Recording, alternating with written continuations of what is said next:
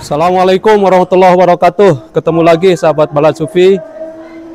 Alhamdulillah, hari ini saya sudah berada di puncak Gunung Muria untuk berziarah ke makam Kanjeng Sunan Muria.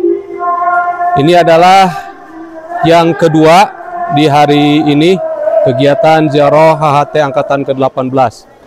Dan luar biasa ya, dapat Balad Sufi saksikan di sekitar kami, bahkan sejak dari awal gerbang tadi ketika kami masuk sudah disuguhi berbagai macam aneka ragam dagangan, apa saja lengkap di sini.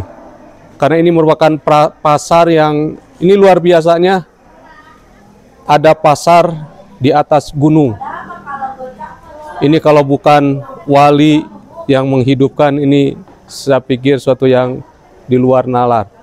Oleh karenanya, yuk cintai para wali, dan bentar lagi kita akan melaksanakan kegiatan ziarah di Sunan Muria.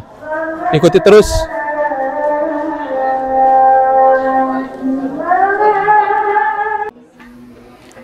Sunan Muria adalah putra dari Sunan Kalijaga.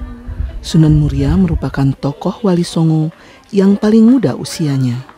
Seperti ayahnya, Sunan Muria berdakwah melalui jalur budaya. Sunan Muria dikenal sangat piawai menciptakan berbagai jenis tembang cilik atau sekar alit, jenis sinom dan kinanti yang berisi nasihat-nasihat dan ajaran tauhid. Sebagaimana Sunan Kalijaga, Sunan Muria dikenal pandai mendalang dengan membawakan lakon-lakon carangan karya Sunan Kalijaga seperti Dewa Ruci, Jamus Kalimasodo, dan Begawan Ciptaning yang mengajarkan tentang keesaan Tuhan. Makam Sunan Muria terletak di salah satu puncak bukit di lereng Gunung Muria, kira-kira 18 km di utara kota Kudus. Untuk mencapai makam Sunan Muria, dari kaki gunung harus melewati jalan melingkar sejauh 7 km. Para peziarah dapat mencapai makam dengan berjalan kaki menaiki anak tangga. Sekarang ini, dari kaki gunung di Colo, para peziarah dapat menggunakan jasa ojek untuk melewati jalan sempit berliku-liku agar sampai ke lereng akhir menuju undak-undakan yang terjal menanjak ke area makam di puncak gunung.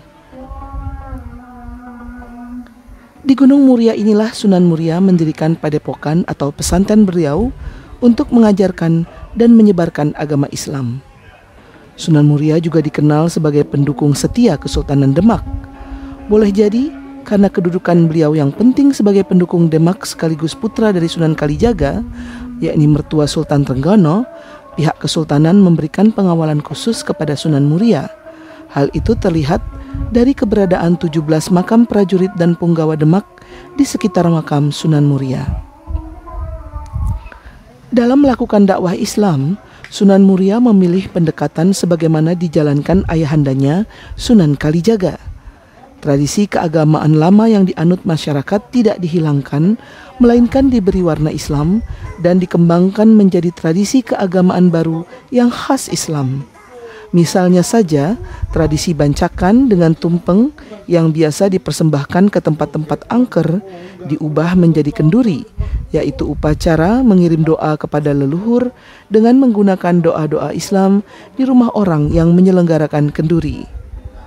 Dalam usaha menyiarkan ajaran Islam sesuai pemahaman masyarakat, Sunan Muria mengikuti jejak Sunan Kalijaga dan wali-wali yang lain, yaitu melalui bahasa tembang. Sebagaimana Sunan Kalijaga, Sunan Muria menjalankan dakwah Islam melalui pendekatan budaya.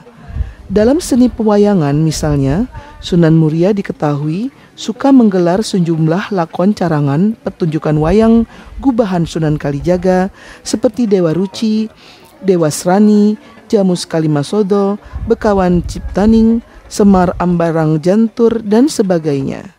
Melalui media pertunjukan wayang, Sunan Muria memberikan penerangan-penerangan kepada masyarakat tentang berbagai hal dalam kaitan dengan tauhid.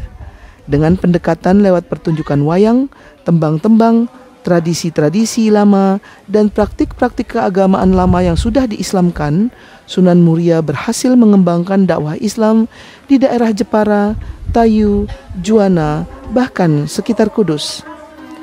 Demikianlah kisah-kisah legenda tentang Sunan Muria berkembang turun-temurun di daerah-daerah tersebut. Secara umum, cerita-cerita legenda yang menyangkut Sunan Muria tidak saja menuturkan bagaimana kesaktian, kedermawanan, kekeramatan, dan ketangguhannya dalam berdakwah melalui seni budaya. Sunan Muria juga dikisahkan bisa menciptakan suasana aman di daerah sekitarnya yang rusuh dengan menaklukkan para begal dan perampok yang terkenal ganas dan kejam. Salah satu kisah legenda yang menuturkan Sunan Muria menaklukkan para begal dan perampok adalah kisah Kiai Mashudi, yang semula adalah seorang perampok, lalu sadar dan menyerah kepada Sunan Muria. Kiai Mashudi yang sebelumnya dikenal ganas dan kejam itu, setelah bertaubat, dikenal sebagai orang yang sangat taat beribadah.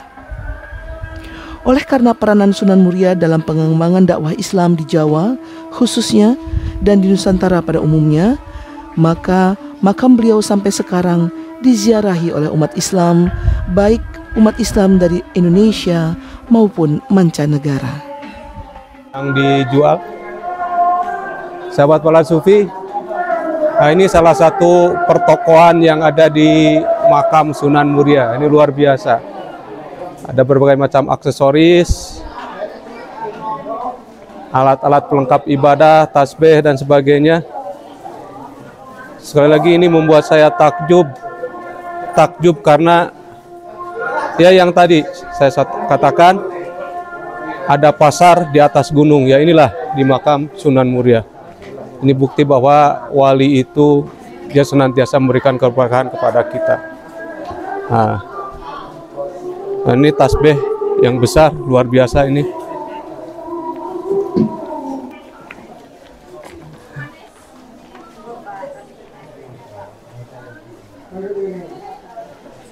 Mungkin nanti setelah kegiatan Jaroh kita hunting, sekaligus shopping, dan itu masih panjang ke sebelah sana.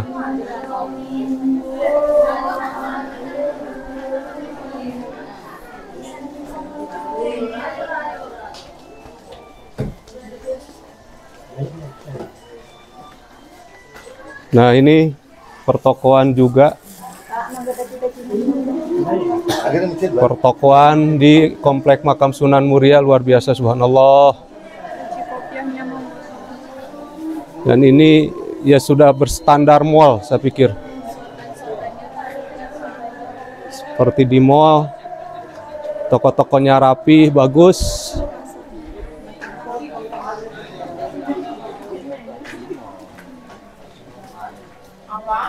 Kita nanti bisa hunting. Itu ada sorban, blangkon. Wah, banyak pokoknya. Mantap.